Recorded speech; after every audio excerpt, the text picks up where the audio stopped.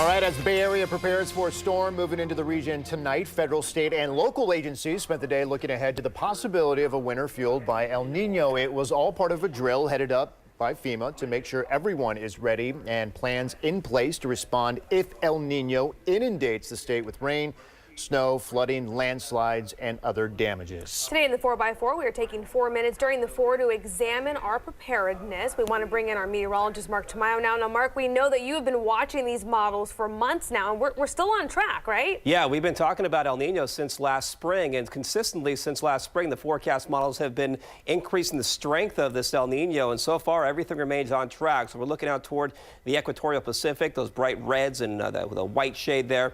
That is the El Nino region, and that is the region that could have a big impact on the storm pattern as we head into the winter months. So this is what we are watching. Everything remains on track. In fact, this is the strongest El Nino on record. So we are tracking some rainfall today, but the real changes could set up over the next few weeks. All right, Mark, stay with us right now. We want to go to Sacramento. Bob Fenton is joining us live. He is the FEMA Region 9 Administrator. Bob, thanks for taking the time.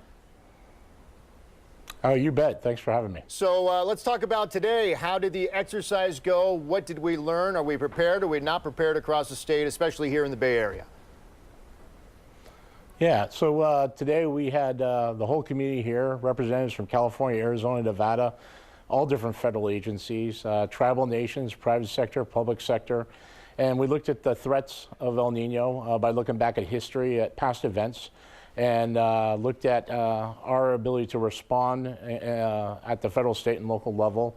And are we ready? Is the public ready to that? And had discussions about that and identified areas where we're ready and, quite frankly, areas where we need to continue to improve at. Bob, this is Mark Tamayo, meteorologist here at Channel 2. And with El Nino, the typical pattern, at least the stereotype, is you get most of the concentrated rainfall down towards Southern California. As you go through the planning, are you kind of balancing more towards Southern California? Do they get weighted more in terms of preparation because they are the area of the state that could get the most, at least the higher probability of picking up more above average rainfall? Well, we're definitely looking at Southern California and had LA County and LA City here today. But also, if you look back at the last El Nino, it impacted not only Central California, but all the way up to the Sacramento area. If you remember, not only the Delta being impacted, but levees that flooded the town of Marysville. So we want to be ready wherever El Nino takes us within California.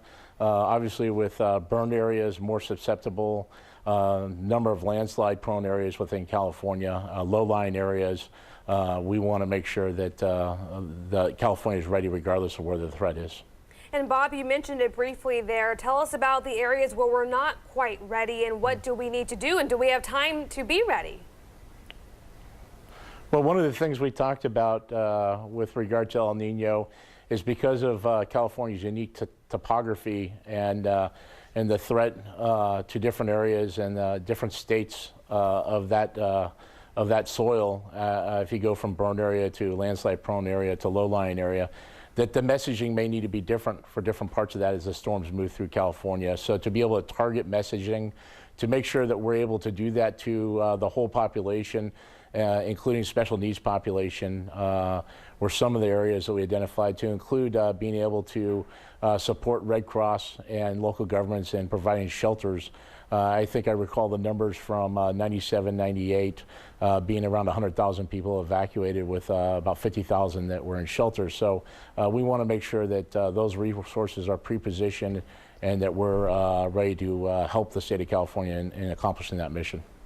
And in 97, 98, of course, we had forecast models, but there have been a rapid growth in the forecast model just in that environment.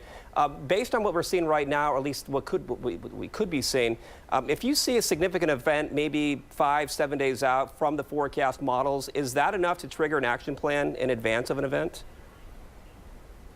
Well, our plan does start right now with preparing all the way to the 5-7 days out and starting to watch specific storms move across. And I think one of the things about El Nino, it's not just one big event, it's compounding events that occur.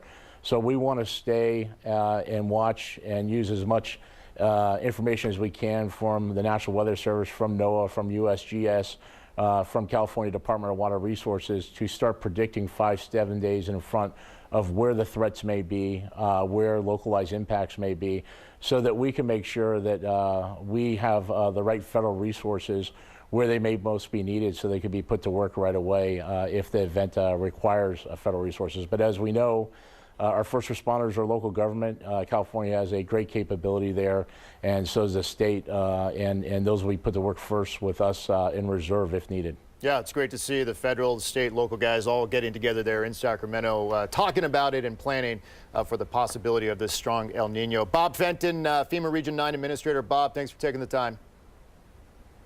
And Hey, Mark, thank you for having me, and thanks.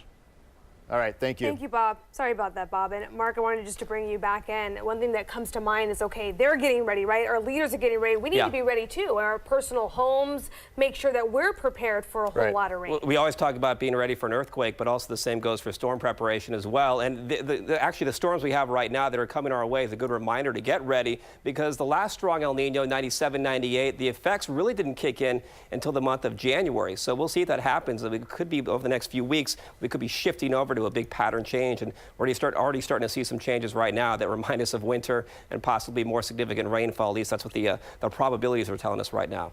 Get ready. All right, Mark, thank you. Yeah.